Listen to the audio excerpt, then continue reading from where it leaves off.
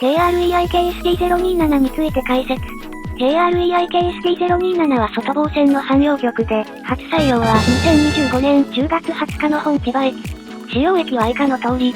副本線用迷路は、03が本能、05が上総一宮と勝浦、枝番不明が大原で使用されている。しかし本能の03はベルスイッチが設置されていないため、扱い不可となっている。この曲により、JRSHR5-1、7-3、アイリー、ベルの響き、海岸通り V、南風の行方、JRSH5-3、6-3、8-3、草原パーカッション強調バージョン、ウォータークラウンエンドレスバージョン、朝の境界、幸せチャイムが完全消滅した。